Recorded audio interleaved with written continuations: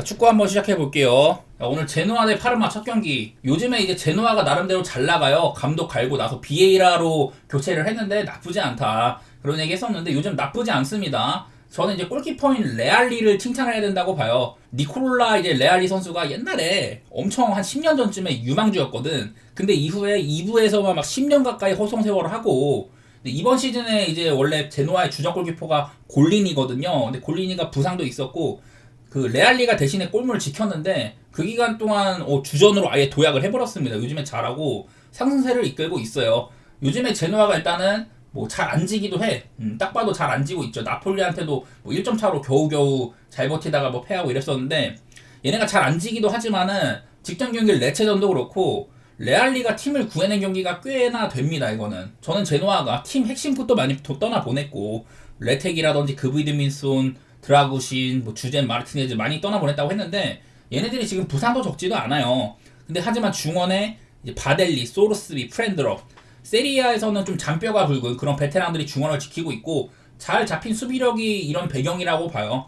다만 얘네들도 후반에 좀 체력이 빠지면은 공수 간격이 멀어지는 거, 그런 것 때문에 사실 꾸역꾸역 안 지는 거지 경기력이 뭐 대단히 좋다거나 그런 것까지는 아니거든요, 제노아가. 반대로 이제 파르마 같은 경우는 얘네들 다소 좀 공격팀의 색깔입니다. 그리고 뭐 미하엘라, 맨, 보니 이런 애들이 힘을 더해주고 있었는데 요즘에는 보니나 맨도 부상을 달고 있기도 하고 공격에서 기대치가 많은 편은 아니에요. 이건 뭐 딱히 제노아가 비에이라가 와서 뭔가를 막 대단히 바꿔놨다는 생각까지는 안 들지만은 확실히 초반에 개처박던 시기보다는 나아졌고, 제노아가 홈이라면은 그래도 파르마 상대로 조금이나마 우위를 점하는 쪽으로 보는 게 맞다고는 생각이 됩니다. 저는 뭐 제노아의 승사이드 생각은 하는데 그냥 뭐 햄무 정도 지르는 게 나아 보여 이거는. 다음에 이제 베네치아 대 인테르. 얼마 전에 베네치아가 또 엠폴리랑 비겼었습니다. 얘네들은 한창 막 답 없을 때보다는 요즘에는 승점을 좀 캐고 있어요. 그전에는 그냥 리그 꼴찌다운 이런 모습들이었었으니까 이랬었는데 요즘에는 한창 답 없을 때보다는 괜찮긴 합니다. 9경기 동안 막 승점 4점 벌고 그런 구간을 지나가지고 최근 5경기는 승점 6점 벌었었죠. 유벤투스랑도 비기고 막 이러면서. 이 와중에 근데 인터밀란이랑 만나버렸습니다. 뭐 이게 인터밀란이 비록 수페르코파 결승에서 밀란한테 덜미를 잡혔다고는 하지만은 이번 시즌 역시 우승 후보 1인 거는 뭐 인테르가 변함이 없죠. 아무렴 이제 베네치아가 홈이고 인터밀란보다 얘네들이 이제 인터밀란이 막 수페르코파도 이렇게 하다 보니까 많이 쉬지는 못했어요. 그래서 베네치아는 지금 거의 뭐 한 일주일 이상 쉬고 이러고 있는데, 그러다고 해도 뭐 좁혀지지 않는 격차가 있는 건 맞잖아요, 두 팀 간에. 더구나 이제 요즘 들어서는 인터밀란이 경기당 2골 이상씩을 꼬박꼬박 받고 있습니다. 리그 그리고 12경기 10승 2무로, 이거 뭐 이탈리아 슈퍼컵 제외를 하면은 리그에서는 12경기 동안 10승 2무로 좋은 구간이 있거든요. 다만 이거 상대전적 상으로는 엄청 옛날에 거의 뭐 한 30년 전에 98-99 시즌, 99-00 시즌 이때 이제 인터밀란을 베네치아가 홈에서 2시즌 연속으로 이겼던 적이 있었어요. 당시에는 이제 스팔레티 감독이 베네치아 감독이었었고, 그리고 알바로 레코바라고 이 왼발의 달인이 있는데 인터밀란 상대로 베네치아에서 활약을 한 다음에 바로 다음 시즌에 인터밀란이 레코바를 사갔습니다. 어쨌든 뭐 지금 베네치아한테는 그렇게 뭐 그때처럼 레코바처럼 인터밀란한테 한 방을 먹일 선수라든지 딱히 뭐 인터밀란이 눈독 들일 만한 그런 선수가 전혀 없어요. 그냥 긴 내용 없이 인터밀란 보는 게 무난한데, 다만 이제 어제 아탈란타나 밀란, 유벤투스 이렇게 좀 수페르코파를 치르고 온 팀들이 모두 막 무승부에 그치고 이랬던 것들, 내용도 썩 좋지가 않았거든요. 그런 거는 경계는 조금 돼. 하지만 저는 인터밀란은 다른 팀들보다도 스쿼드 두께도 그렇고 로테이션도 많이 돌려주고 그런 거 생각하면은 아무래도 인터밀란 보는 건 큰 무리는 없다고 생각이 됩니다. 저는 인터밀란 승 베이스에다가 뭐 한 3점 이상 차의 큰 점수차보다는 1햄무, 2햄무 막 여기서 골라가는 게 나아 보여요. 이 경기도 살짝 조심한다는 느낌이죠. 그리고 볼로냐 대 로마 경기. 자, 요즘에 로마의 기세가 한창 오를 대로 올랐습니다.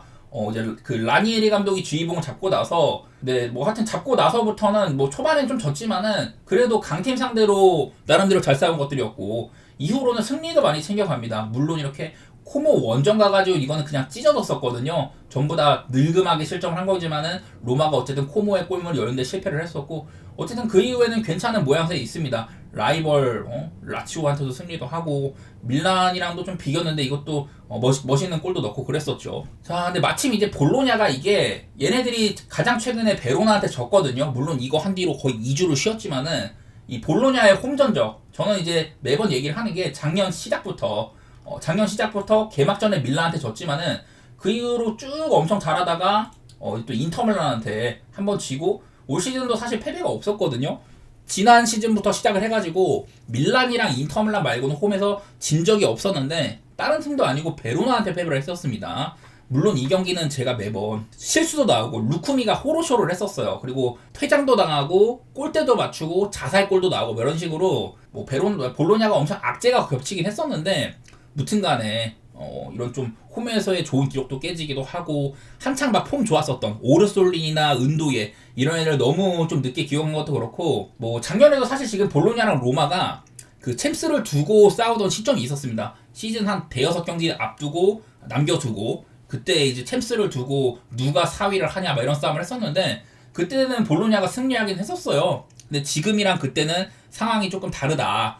볼로냐는 슬금슬금 다시 회복을 하고 있다가 약간 처졌고 로마는 라니에리 감독 오고 나서는 좀 교통정리가 된 모양새예요. 베스트도 명확히 보이고 그래서 분위기상으로는 원정이어도 로마가 좋은데 볼로냐의 홈발 때문에 이게 좀 애매한 상태거든요.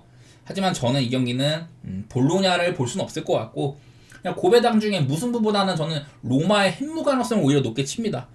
그 정도로 저는 이거는 볼로냐가 이런 기록들도 깨진 점이라든지 최근의 기세상으로는 로마가 조금 더 낫지 않겠냐 그런 식으로 접근해 보겠습니다. 고배당 중에서는 무승부보다는 로마의 핵무 원정팀의 승리를 조금 더 내다보도록 할게요. 그 다음에 나폴리 대 베로나는 이거 시즌 개막전에서 이 베로나 원정 가가지고 나폴리가 3대0으로 대패를 하고 시즌을 시작을 했었어요. 근데 그때는 이제 크바르치엘리아도 부상 후유증이 있었고 그 이제 팀의 원래 에이스였던 오시멘이 팀을 떠나냐 마냐 하는 이런 좀 어수선한 시기였었거든요. 어쨌든 그 뒤로는 뭐 나폴리가 루카쿠도 영입도 하고 정신 바짝 차리고 지금 리그 1등에 있습니다. 마침 아타나다도 자빠졌는데 네 어쨌든 지금 우승 경쟁 중이에요. 나폴리는 홈에서 복수하고 싶은 마음이 클 겁니다. 그런 생각은 되고 이제 그동안 좀 속 시원한 승리가 별로 없다가 그 나폴리는 뭐 피렌체 정도 되는 팀 상대로 3대0으로 원정에서 무난한 승리를 했었죠. 요즘에 이제 좀 폼 좋던 애들이 다 잘해주면서 이겼었고 휴식까지 푹 취한 상태예요. 지금 일주일 넘게 쉬었으니까. 이게 뭐 베로나가 분명 의외성이 있는 팀이라지만은 한 시즌에 나폴리를 2번이나 잡는다든지 혹은 이제 원정에서 승점을 따는 거 그거는 쉬운 일이 아니라고 보거든요.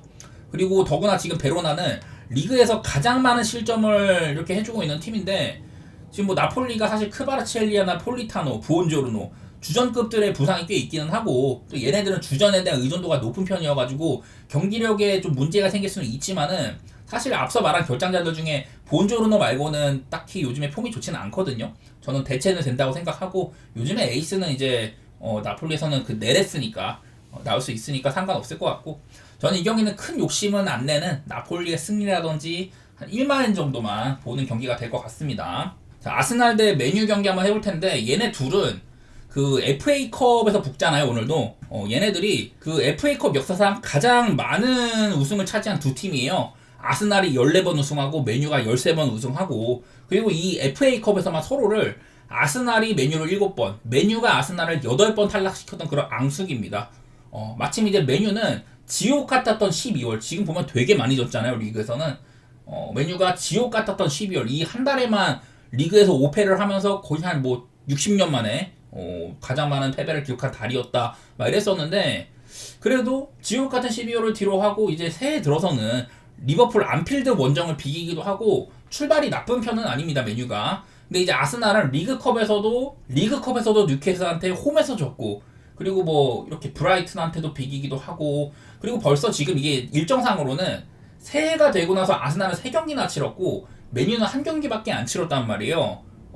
그래서 컨디셔닝 상으로도 메뉴가 좀 낮긴 하다. 그런 것도 있고요. 아스날은 마침 지금 이제 사카가 결장한 와중에 부상으로 빠진 와중에 이런 XG 같은 골 기대값 같은 2차 스탯은 괜찮지만은 실제 득점은 좀 적은 편입니다. 아스날은 좀 공격에서 골머리를 앓고 있는 게 눈에 띄고 메뉴는 확실히 아모림 축구에서도 부패가 중심 잡고 영향력을 보여주고 있습니다. 올 시즌에 이제 맞대결에 한번 그때 이제 12월 달 초에 이때는 아스날이 세트피스 2골로 메뉴를 물먹였었죠. 그리고 그전에도 보면은 오늘 또 아스날의 홈인데 에미레이츠 스타디움에서는 2017년 이후로 아스날이 홈에서는 메뉴한테 쭉 보면은 잘하고 있습니다.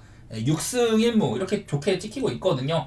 2017년에 홈에서 이렇게 패배했던 적, 이때 이후로는 메뉴 상대로 7경기 동안 안 졌어요. 그런 건 있는데 저는 개인적으로 그냥 딱 고배당 가기 전 정도로 보입니다. 요즘에 아스날의 공격력을 생각을 하면은 상대가 메뉴여도 무승부 정도만 보인다.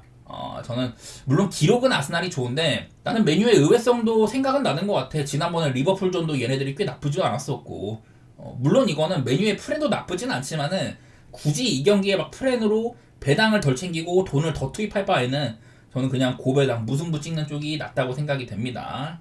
자, 그리고 다음 오늘 또 이제 레알 마드리드랑 바르셀로나 엘 클라시코가 사우디 중립구장에서 슈퍼컵 결승으로 열립니다. 레알은 마요르카를, 바르셀로나는 빌바오를 잡고 올라왔거든요. 스코어 대비 바르셀로나는 일찌감치 앞서 나가면서 쉬웠었고 레알은 이제 벨링엄이 후반 60분쯤에 결승골 넣었는데 그 이후에 터진 두 골은 마요르카가 좀 공세적으로 하다가 자책골도 나오고 늙음하게 실점하고 이래가지고 전반적인 경기 내용 자체는 저는 레알이 조금 더 험난했다고 보기는 해요. 그리고 당장 이제 올해 전반기 때 그때 당시에 바르셀로나가 최고조였을 때 리그는 물론이고 뭐 챔스에서 위넨까지 막 4대1로 두들겨 팬 다음에 그 다음 경기에서 올 시즌에 4대0으로 베르나베우 원정 가가지고 4대0으로 이겼었거든요. 근데 그 이후에 바르셀로나는 좀 크게 주저앉았었고 이때까지만 해도 바르시아가 벌써부터 리그 우승 확정이다 뭐 이런 소리까지 나왔는데 지금 바르셀로나 3위입니다. 레알이 1등이고요. 승점도 5점 차나 나요. 그런 식으로 바르셀로나는 크게 주저앉았고 레알은 뭐 꾸역승이라고 할지라도 리그 1위까지 올라갔죠. 그래서 흐름 자체는 바르시아보다는 레알이 조금 더 꾸준했다고 볼 수는 있습니다. 다만 요즘에 엘 클라시코는 그간의 흐름이랑 반대되는 경우가 되게 많기도 했었어요. 그리고 이제 일정상으로도 레알 마드리드는 휴식기에 들어간 이후에 홍수로 연기됐던 발렌시아전을 이렇게 치르면서 후반기를 남들보다 조금 일찍 시작을 했어요. 그리고 이후에 코파델레이나 스페르코파 이렇게 치르면서 주당 2경기를 하는 일정을 이미 시작을 하고 있고 바르셀로나는 어쨌든 간에 이제 후반기 이후로는 코파델레이 이건 힘 많이 빼는 경기죠. 그리고 빌바오와의 슈퍼컵 이렇게 치르고 있습니다. 레알은 이제 리그에서는 원래 오늘 경기가 비니시우스나 모드리치의 징계 결정이 있지만은 이 경기는 슈퍼컵이기 때문에 아마 적용이 안 될 거고 그리고 뭐 추아메니의 뇌진탕 이런 게 있지만은 추아메니도 뭐 뛸 수 있을 거라고 보더라고요. 둘 다 사실 뭐 큰 결장은 없는 셈이고 분석으로는 결론 내기가 힘들다고 보입니다. 마침 이제 휘청이던 바르셀로나가 빌바오전은 무난하게 승리하고 올라왔고 오히려 레알 마드리드가 직접 이제 마요르카한테는 조금 고전했던 모양새여가지고 예측이 더 힘들어요.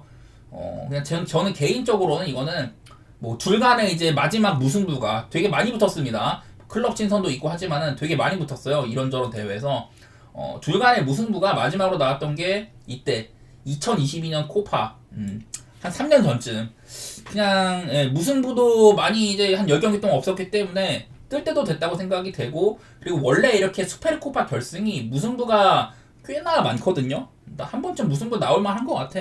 그냥 그 정도만 생각이 듭니다. 워낙에 이거는 요즘에 뭐 내용상으로는 분석은 어렵고 엘 클라시코가 원래 어렵잖아요. 저는 그냥 무승부 정도만 한번 생각해 보도록 하겠습니다.